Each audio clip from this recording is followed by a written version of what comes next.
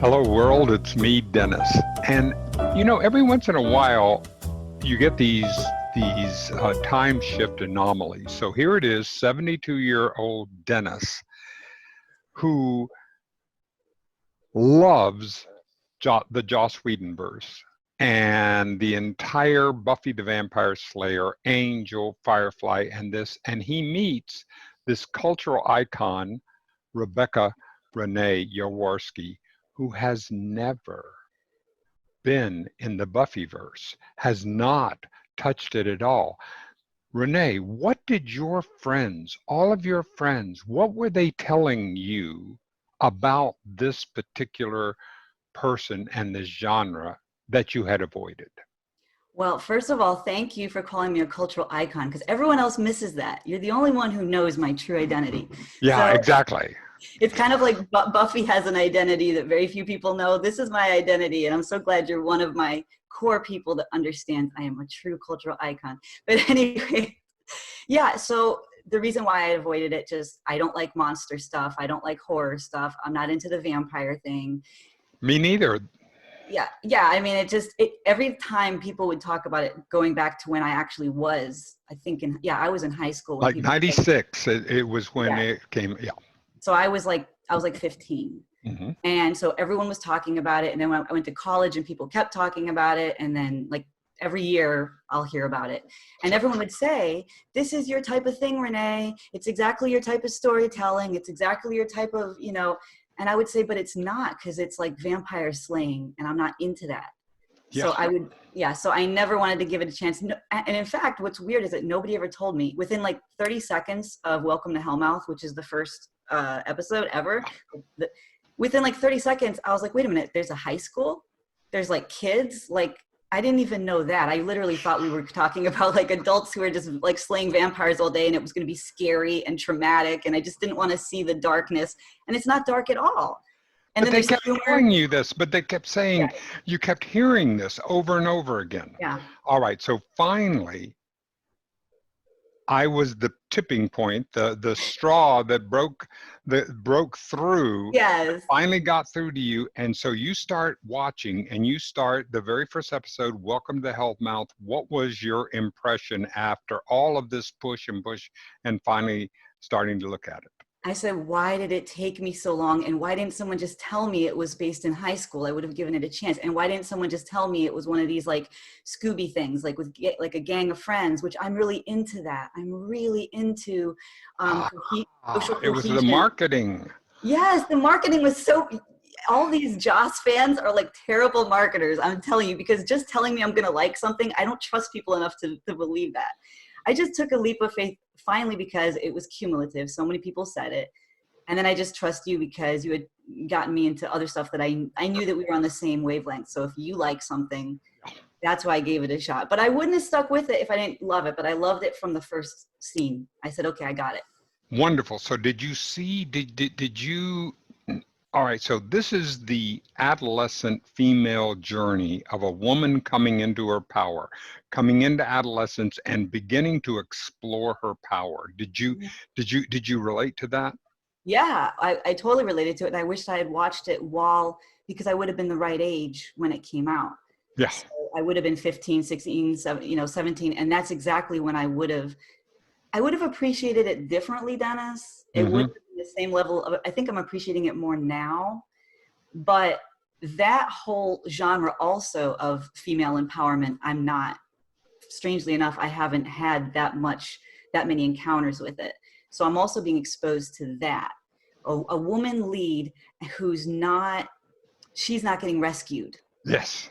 That she's not waiting for some guy to come and get her. And, so that would have meant a lot to me. But now when I go back in my mind, I'm reliving like high school through this.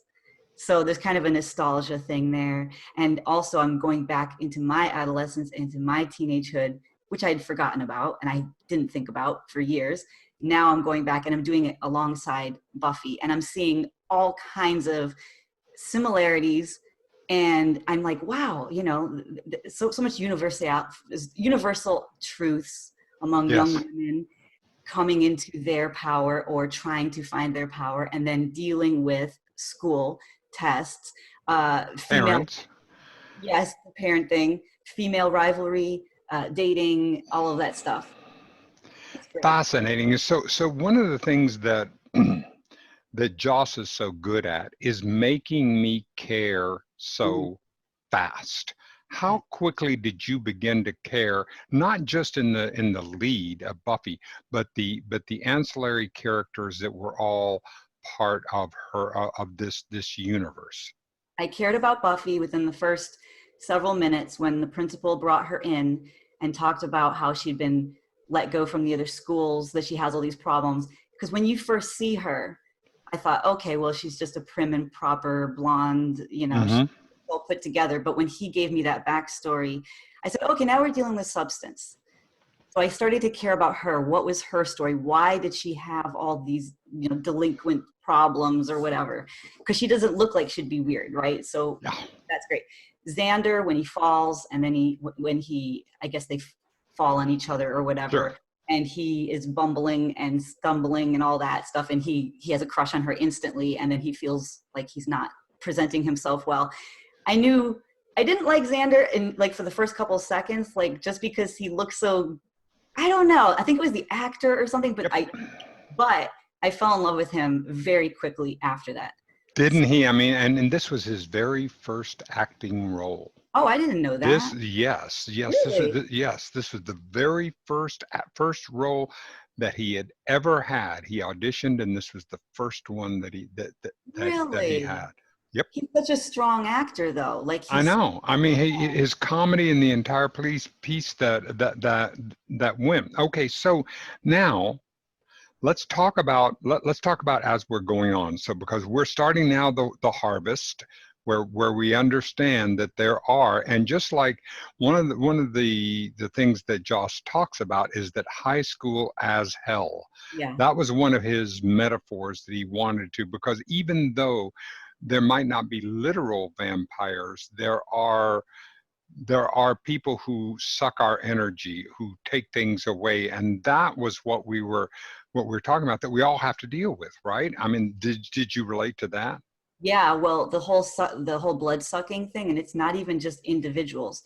Like I can see that there's all these different conflicts between individuals in the show, but also this high school is hell thing is that think about being a child. So you go Sure. back.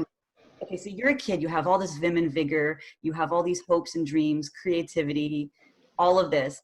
And now you're being stuck in a seat for 8 hours a day in a desk, and everything is regulated, and you're just sitting there doing like rote memorization, and it's stamping so it's sucking the blood out of you. And a lot of people I know who are very bright, some of them have gone on to get their PhDs or whatever, they just couldn't handle that type of it's too austere, that Yep. structure. And so that's why you see other types of schools coming out and there's other types of schooling. But yeah, I mean, that was my thing, is like I could spend hours in a library, but to just sit there in a desk and be told, okay, fill out these little things of paper, or sit in study hall, or get a dodgeball thrown at you. There's a great dodgeball scene in Yes. yeah, everyone can relate to that, right? What the heck is dodgeball, and why are we subjecting our children to I don't know if they still do it, but yeah, that was weird. Yeah, but it's just, it drains you, right? Like you don't Hmm. feel you now. Everyone's had different experiences, but particularly artistic people or sensitive people, they do struggle with that hyper organized, schooling system. And Absolutely. so I think that that's another thing that's going on there with high school as hell to me. Were you drawn into then starting to watch the magic, starting to allow what the vampires, and to begin to see it both as metaphorical? One of the things that, I mean, I'm so glad you brought that up, because the vampire stories and martial arts genre that they have in this particular, I would not have watched. I Yeah. just, if I had not become hooked first on Angel and then go back to give Buffy a try, uh, but this, because that's a totally different story. But then let's talk about this arc of the Buffy Angel, because here we have the Romeo and Juliet, we have the great we have the great pair of what they are. And what was your sense when you saw Boreanaz as Angel starting to Star-crossed lovers, right? Star-crossed lovers, Romeo and Juliet. But remember, so I came to Buffy through Angel. So right? it was the Angel, it was I was watching Angel, and then Buffy was introduced. And then I said, wait a minute, this is really intense and passionate and powerful. I think I want that backstory. So then I go back, and my favorite episode of Buffy season 1 is the Angel episode. And that's the first time that all right. So you're still in season 1. This is season 1 recap. All right, go on. We're just doing season 1. I have not seen anything from season 2. I have no idea what is to await. I haven't read anything. I haven't paid attention in pop culture, so I don't know anything. The only thing I know is where it stops at the end of season 1. But yeah, Angel made me start caring about the whole monster, vampire, whatever genre, or we're now there's an actual character, there's an actual personality, and this beautiful love story. Like right now, it's a beautiful love story. And that's when I also started to care. And what a great actor. I mean, yeah, Angel, I can't pronounce that name, but David Boreanaz. Yep. Yes, and I've seen him in Bones, and I mean, I've seen him a lot, but I didn't know that he got his start here. He's so convincing, and he has that actor, David, he brings natural warmth to any role. There's warmth there. So it's so interesting. So it's such a great thing because when you see him, you instantly want to like him and you want to trust him. But then, like, after they kiss, right, he turns and he shows his full, and you're like, oh man, I forgot. He's a vampire. But I mean, I love the metaphor of the erection.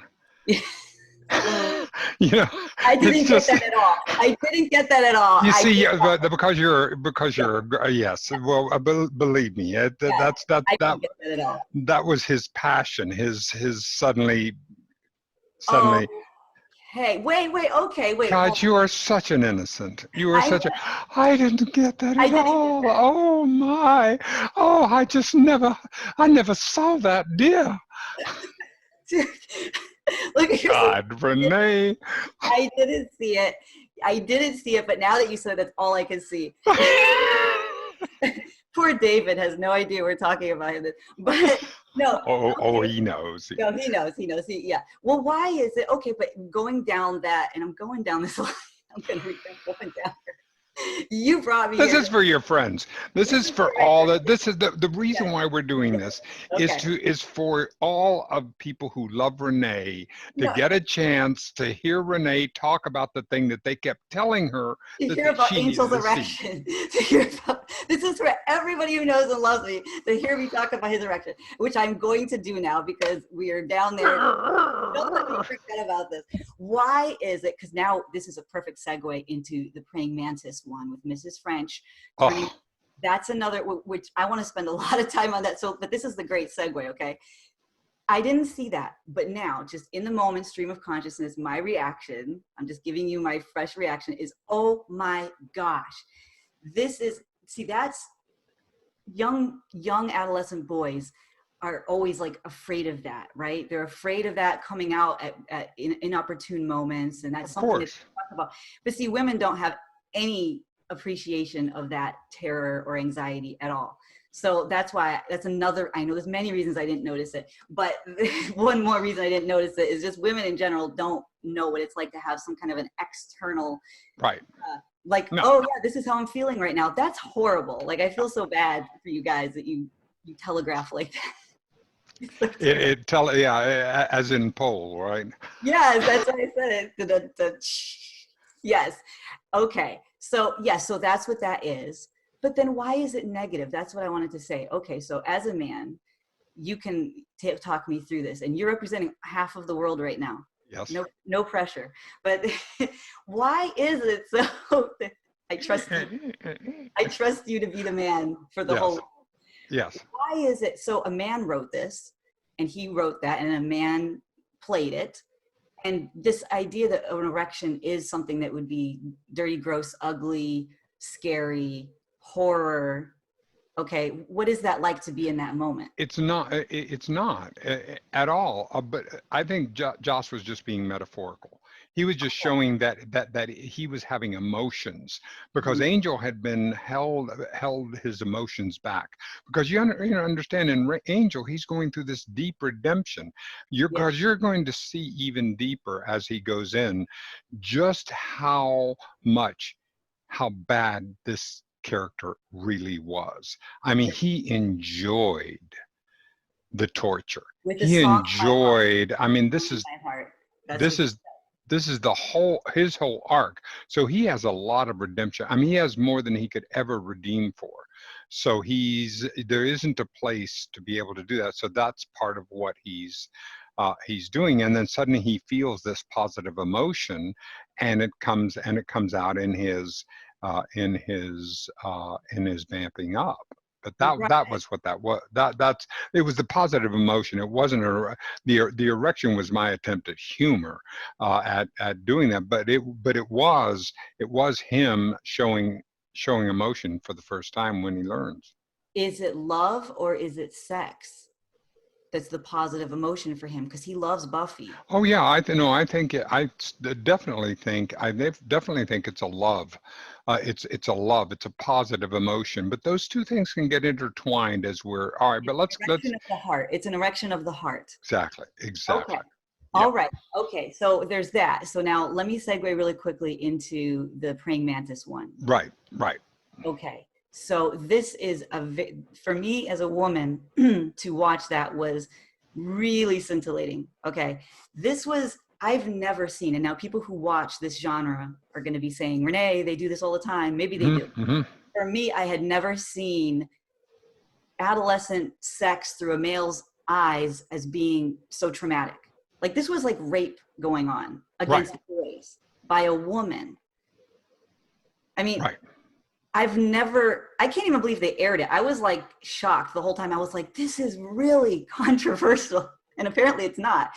I can't believe that all of us, Americans are sitting there and watching this, because to me it was extremely, it was riveting and engaging, but I was like, I just sat with my jaw on the ground. I couldn't believe it. And Well, I in mean, 2020 though, here's the interesting thing. Think about this. This was 14 years ago. yeah, I mean, 24 years ago, right? From 96. And the Me Too movement had not started. right. We did not have a lot of the sensitivities. So there would be a difference in the sensitivities of what people would think of as appropriate or Right. able, but we're much more aware of that now than we were back then, especially for boys. Okay. Well, when you saw that episode, how did you, were you as shocked as I was? No. Okay. Not at all. Not at all. But I saw it before the Me Too movement, before all this had come out. So I was not as sensitized Hmm. that both men and women. I wasn't looking at it. I mean, had I looked at it from, if Xander was a woman, Hmm. I think I would have picked up on it much more than I Really? had. Yeah, See, I'm used to seeing it with the female and male roles reversed. I've seen exactly. it a million times. So I would have expected that. And we had it in one of the episodes when Xander, the pack, when Xander becomes Exactly. this hyena, okay? And he tries to rape Buffy. I know. I mean, it's so crazy. I can't believe where this show goes. This show goes into areas that I was not expecting, because you see these high school kids and there's comedy. And then all of a sudden Xander, I mean, I would love to be in the writing room and see these conversations. Don't you wonder how that went down? Like someone came with this idea. Yeah, Xander's going to jump on top of her and be like, yeah, I'm going to rape you and you're going to like it. And someone signed off on that, was like, hey, let's explore this. Exactly. And this was a truncated season, because when they Yeah. went, they're doing this with non-network money, because this is off network, this is WB, and this is, I think, if believe me, and this is the fun thing about it, it's because there'll be Buffy files Oh, I already know. that will sit there and go, no, it's not. I mean, That's why I I'm can tell you, careful. there's going to be a whole bunch of there's going to be a whole bunch of comments that are just going to go, he doesn't know what he's talking about, and so I'm telling everyone right now, I don't know what I'm talking about. We're not these type of fans. Exactly. But anyway, but the important thing is, all right. So what did you think of the puppet show and that piece with the ventriloquist and all? That one was also crossed some boundaries that I didn't expect. That puppet had a mouth on him that I did not expect. That little puppet, he was so, but it was like good humor. It was like really good, raunchy, but really tight humor. The writing just in general is fantastic. But yeah, that episode was great. And then I found myself having emotions for the puppet at the end when they're sitting there and he's talking about how, and then he kind of hits on her a little bit. And it's just, I found myself finding him endearing and then being like, stop it, Renee. He's not endearing. He's awful. He's a terrible person. So, but no, they had me all the way to the end on that one. Yes. I did not see him being the good guy in that. No, I look, that took me a while. That's one of the ones I watched twice. I went back, I watched it twice because that one I watched twice. The Angel one I watched twice. The Pack I think I watched twice. There's certain ones that, yeah, I think that the depth of the writing here, and there's all these subplots and character arcs, and it's a whole web of stuff going on. It's quality. Like you feel satisfied with these episodes. It's not just like, which I didn't know. The reason I avoided Buffy was because I thought it was fluff. I thought it was gonna be stupid. Yep. And I wondered why all my beautifully intelligent and educated friends were so. I know. Doesn't make any sense. Like it's not weirdos telling me this. Yeah. So no, the ventriloquist one was fantastic. I love these episodes. I love the plots. I love the stories, and I love how invested I am. But let's talk a little bit about the gang, about the movies, okay? Because that's what actually I think is the hook for me. Yes. How they all care about each other. Yep. You know, and we haven't talked about Willow yet. But we should. Exactly. So, all right. So this is Allison, and exactly. She's the heart, no question. Yes, she's the heart, and she's in the mind. Yes, I was going to say that. Yeah. So I think a lot of women who watch this can relate to her. Okay. It's harder to relate to, Cordelia. It's hard. Not everybody has her status and popularity. Right. And then I can see a lot of people having trouble relating to Buffy. I do, but a lot of people would probably say, I can't relate to her pressure, the pressure that she goes under or whatever. Willow, though, there's a lot of Willows and we don't see them. They recede into the background. So she is a stand-in for a huge segment of humanity. And I think she's a big part of the success of the show. To honestly, I don't think you can have the show without Willow. I think she's that important. No, and as a matter of fact, in the pilot episode, the original pilot, they recast it because it was the wrong Willow. They didn't have that chemistry, and then they found Allison. Isn't that interesting? It just goes to show casting how important that is. Because I can't picture anybody but her in there. And I knew her from several of the things she had done later. I recognized her instantly. I said, I know her. She's great. But the depth and the sincerity that she brings to that role, she's so convincing. Like, so convincing.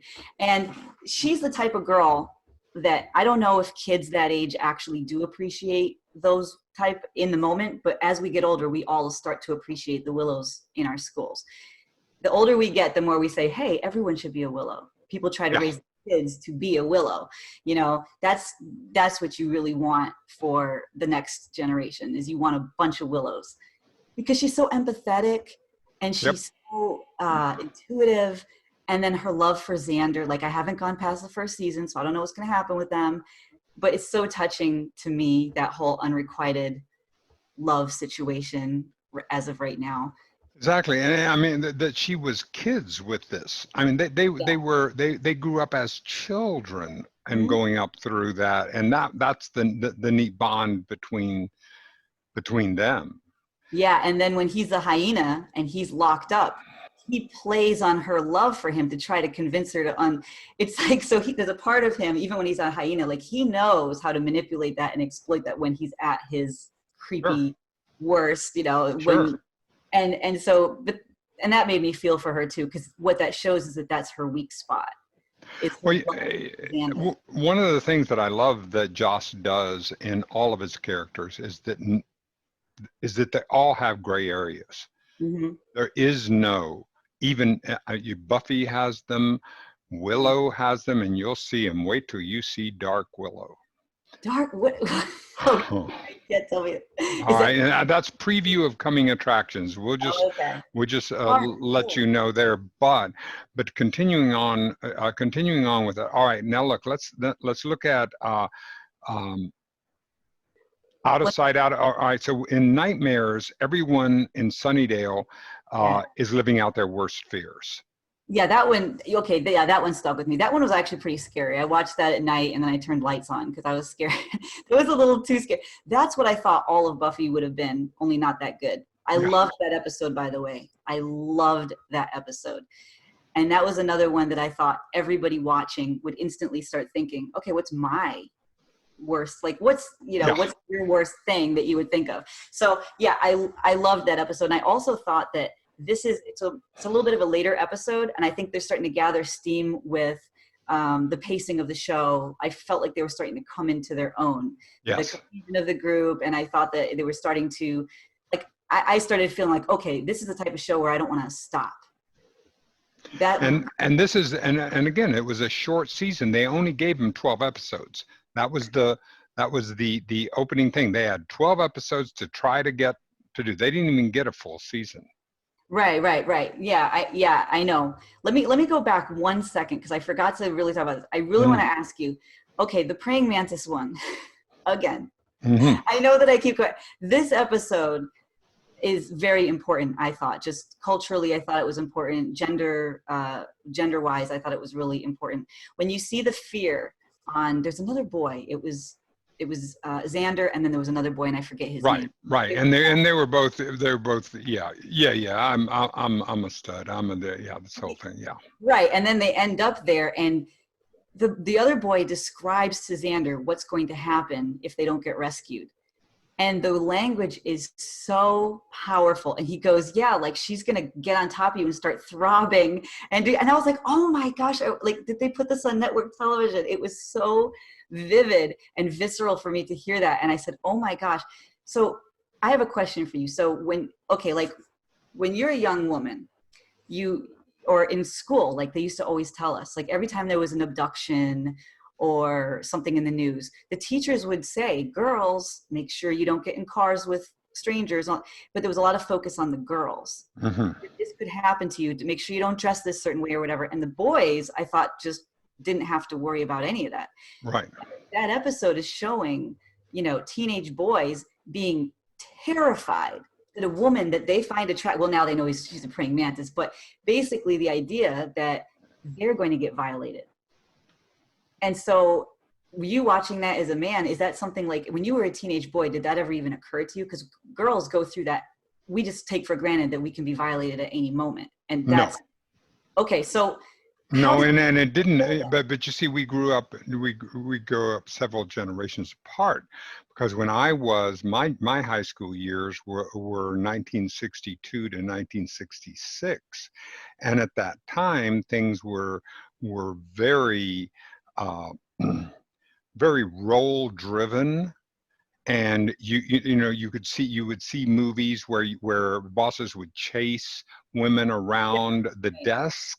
Yeah. There was a great deal of male permissiveness to act out, and if you had a couple of drinks and you patted someone on the ass, or you did that was just fun. That was just lighthearted, like get over it, like be. So it was much a different time. Right. Yeah. And I guess also like the good old boys, you're describing like the good old boy culture where women. This is male culture, whether it was good old boys or whether it was in the highly privileged. It was across. We're talking about across the male spectrum. But when you're watching an episode like this one with the praying mantis and the idea of male rape, a female raping a male, I mean, that's almost, okay, like Three's Company did an episode like that way back in the 70s.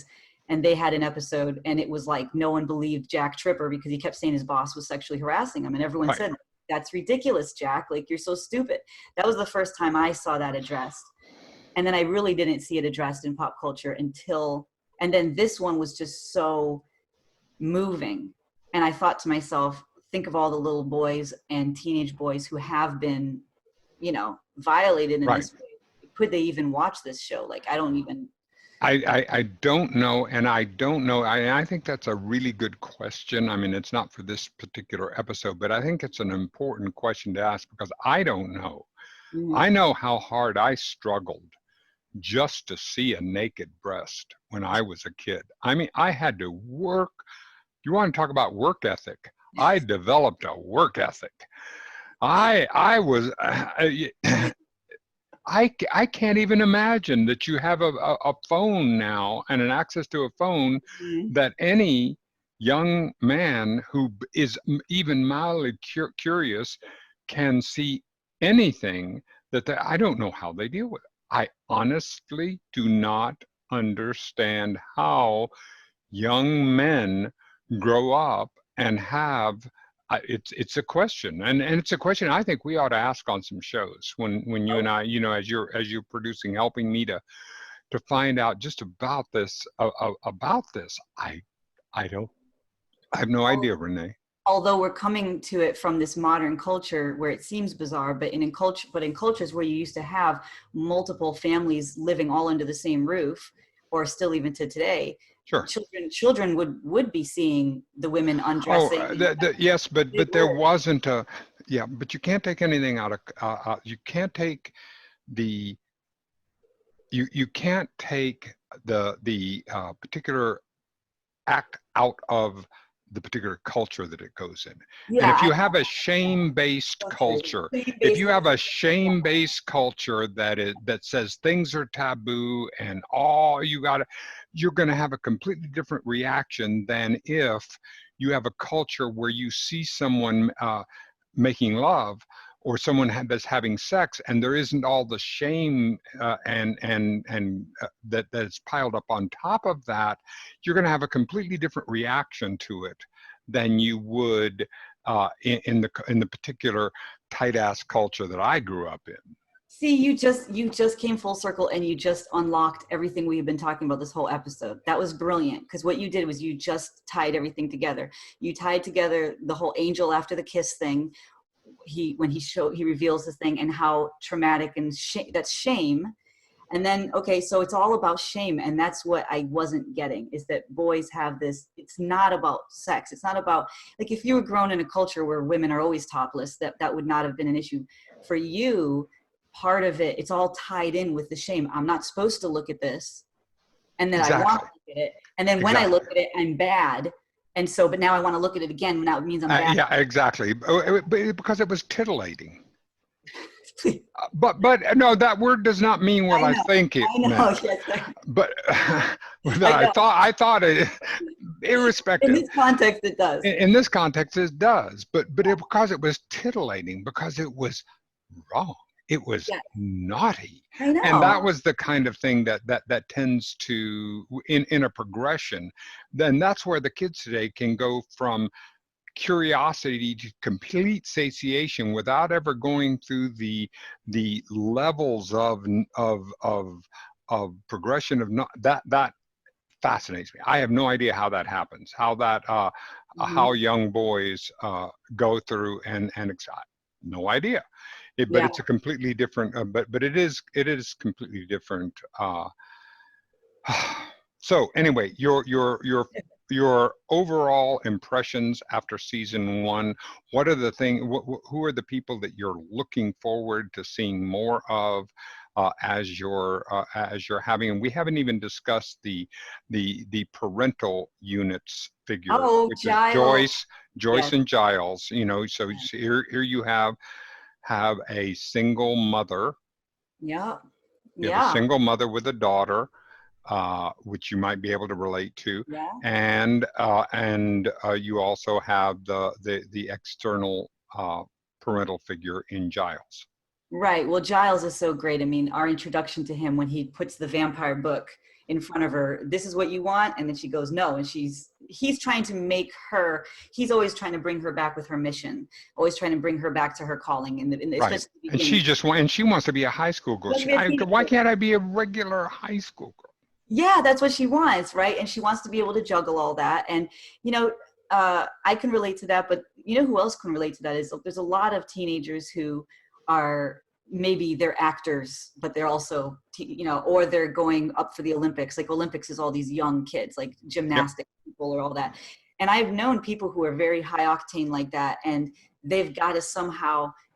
Well, Michael Jackson always talked about how, he would be driven in the morning to the recording studio and he would be sobbing because he would see the kids at the playground. And he had no childhood. It was just taken from him. So I think of, and then what that did to him. I mean, he thought that profoundly psychologically damaged him for his life. He wrote songs about it. He was very open about that. But there's a lot of people, a lot of kids who their childhood is robbed by things like that. And so we're also seeing her with that struggle of, well, I got to save the world, but like, when do I get to save myself? And you know what I mean? Like she's trying to go out on her Beautifully first date. said. Yeah. Exactly. And she's And trying to go on instead her she first has date. all these responsibilities. Yeah. She can't even go on her first date. She tries to go on her first date. And then the whole time it's like, she's supposed to be doing saving the world. Yep. And, and it's also so interesting to see saving the world almost get like boring for her.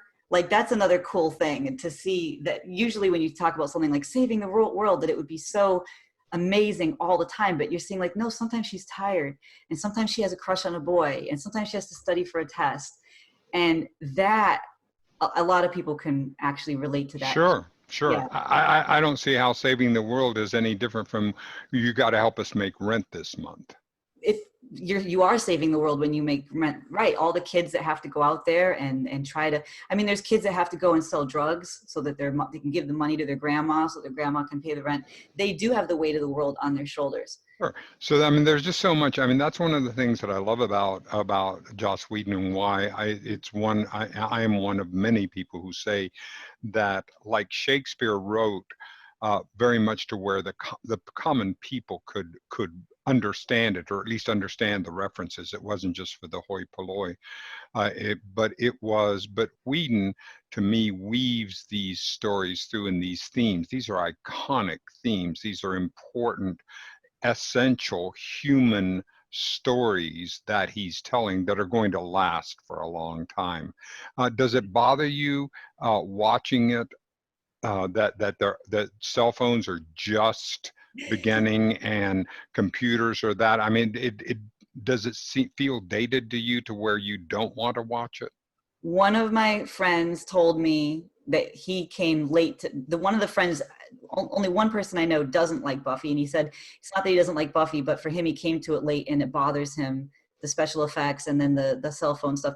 See, for me though, and I said to him, I said, you know that it's all fake, right? I mean, there's also no vampires in real life. I mean, the whole point, you are aware it's not a documentary, so, I always tell people that because when people have problems with special effects, I'm like, if you come from stage acting, the whole thing is like they used to have men playing women. Women weren't even allowed to act, it's just suspension of disbelief. I live in that. Yeah. When I see the flip phones, I don't, Yeah. it's just, And besides, it's a period piece. yeah. So it helps us. It helps us to know this is a period of time, a very specific period of time, the mid 90s in the United States at that time. So you have that. You have that, just like we know things as we look at things and see, well, there's 80s hair. Well, there's a very specific genre. And this is just this is a genre, but it's deeper than that. All right. So now we're going to leave it here. We're going to leave it here that this is season 1. This is the end. This is the end of Renee's journey in season 1. Even though you've taken a peek by watching a little bit of Angel and being able to see in Angel season 1, which is Angel season 1 is Buffy season 4. Right. Okay. Yeah, I can figure that out. Right. So anyway, you're in figuring that out. That's when you saw her. That is a very different Buffy. That is a very different Buffy than you're meeting now. totally different. But before we end this real quick, I will be mad at myself if I don't interject this. This whole thing of, I love how she's a girl. Yeah. I love that they didn't masculinize, make her too masculine. Right. I thought that was very important, because like when I was growing up, I really thought it would be like, you have to be a real tomboy and that's where you get the power, or you'll be one of the prim and proper, like Cordelia types. She could be like Cordelia, and that's why Cordelia accepts her initially. Oh, you're one of us. Yep. But then she has this whole other side. So I love the idea that you can be strong while being feminine, that femininity is not a weakness. That's really. Thank you, Joss. And she's Thank you for Joss for. I mean, he brought that in, and then it just continues on as this arc. Okay, well, good. Okay. We'll end it right here, and we'll be ready for the next time that we do this particular genre. Will be for season 2. All right, Renee. Grr. Yeah, I saw the guy at the end.